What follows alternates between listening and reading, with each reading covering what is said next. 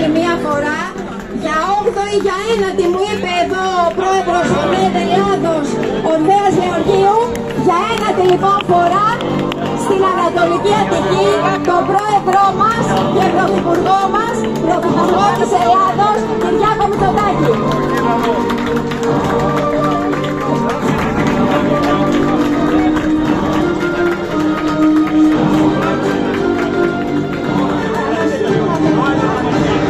Όλες οι γυναίκες μπροστά.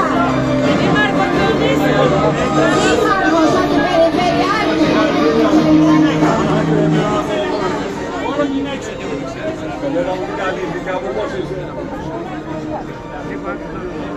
Στο λόγο έχει η πρόεδρος της τοπικής, η κυρία Ευαγγελία Λαγού. Καλώς ήρθατε στον τόπο μας. Πρωθυπουργέ μας, Κυριάκο Μητσοτάκη, που έχει τους νέους μπροστά και τις γυναίκες ψηλά. Είναι τιμή μας που σας έχουμε στο Δήμο μας. Στη Δήμαρχο. Αγαπητοί συνδημότες και αγαπητές συνδημότισσες, εκλεκτοί προσκεκλημένοι, είναι μεγάλη τιμή σήμερα για το Δήμο Διονύσου να υποδεχθούμε τον Πρωθυπουργό της χώρας μας, κύριε Κυριάκο Μητσοτάκη. Κύριε Πρωθυπουργέ, σας ευχαριστούμε από την καρδιά μας που επιλέξατε να μας επισκεφθείτε, να συναντήσετε τους δημότες μας, να ακούσουμε από το δικό σας στόμα τις δράσεις και τις κατευθύνσεις της κυβέρνησης. Είναι πολύ σημαντικό επίσης, εν ώψη των ευρωεκλογών, να ακούσουμε από εσάς για την επιστολική ψήφο, τις θεωρούμε ιδιαίτερα σημαντικές και για την Ελλάδα μας και γενικότερα, και από κοινού θα προτρέψουμε τον κάθε πολίτη να συμμετέχει στις ευρωεκλογές.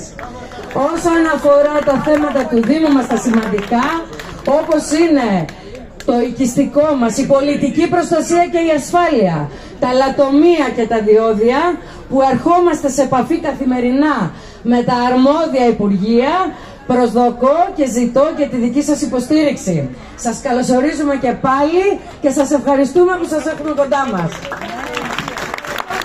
Κατερίνα, σε ευχαριστώ πάρα πολύ, σας ευχαριστώ φίλες και φίλοι νεοδημοκράτες και νεοδημοκράτες για αυτή την τόσο θερμή υποδοχή.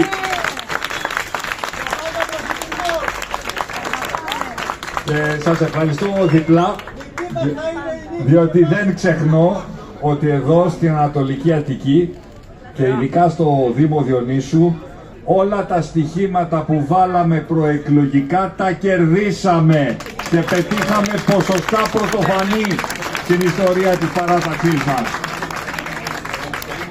Και τώρα βέβαια έχουμε μία ακόμα εκλογική μάχη μπροστά μας και σε αυτή θα είμαστε οι μεγάλοι νικητές.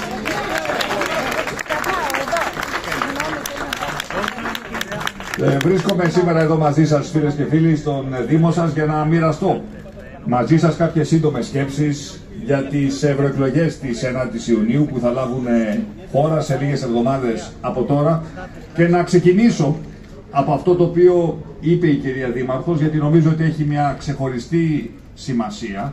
Για πρώτη φορά δίνεται η δυνατότητα σε αυτές τις εκλογές τους συμπολίτες μας να ψηφίσουν επιστολικά, είτε αυτοί κατοικούν στο εξωτερικό